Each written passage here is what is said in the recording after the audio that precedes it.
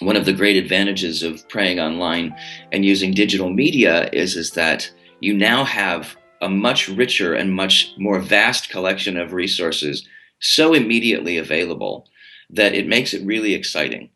If you're somebody who doesn't necessarily want to pray the daily office as it is in a prayer book, for example, or you want to spice it up a little bit with different material from here, different material from there are great advantages to being able to have access to all of that material all over the internet, in mobile app format, in ebook format.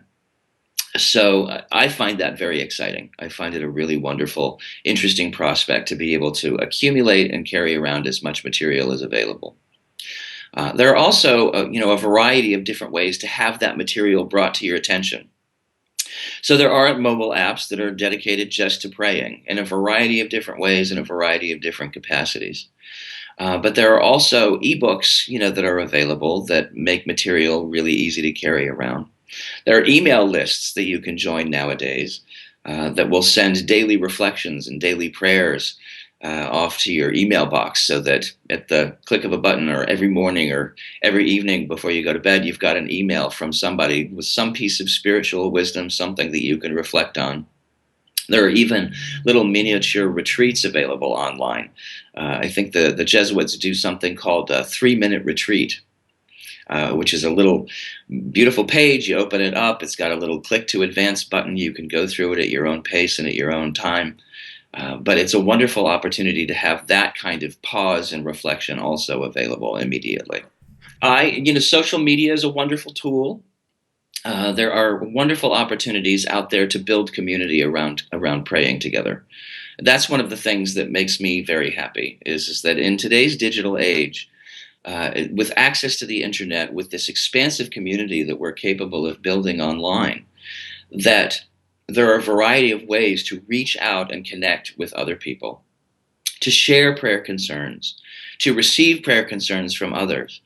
And it's a wonderful way of knitting together, in my mind, what is truly church is this diverse, global community that wraps itself around the concept of prayer and prayer in common.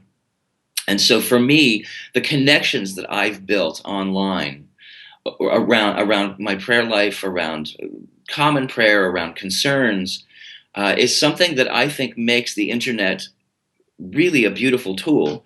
It for me is what the internet could be and should be, right? Is this opportunity not to divide, but to bind us together and to build community over vast distances, to be introduced to the prayers and concerns of others in a way that connects us in our humanity. Rather than connects us in our differences, it connects us with those things that we have in common. I've built wonderful communities. I've discovered wonderful communities of prayer online. On Facebook, for example, several different groups that I belong to that are either particular towards for religious in my tradition, or religious across a variety of different spectrums, or individuals who just want to be connected around intercessory prayer. The opportunity to just say, I'm having a tough day today, or my mother is sick, or I'm having trouble in my relationship.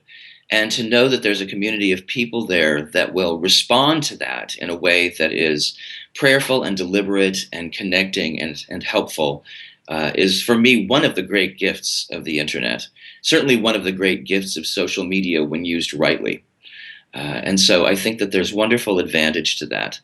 And because I can remain connected with those communities no matter where I go nowadays, between having a phone or a tablet that's connected to the internet, it makes it richer. It makes my day richer to know that anytime I need to or want to, I can peg into a community of people whose purpose is simply to pray together.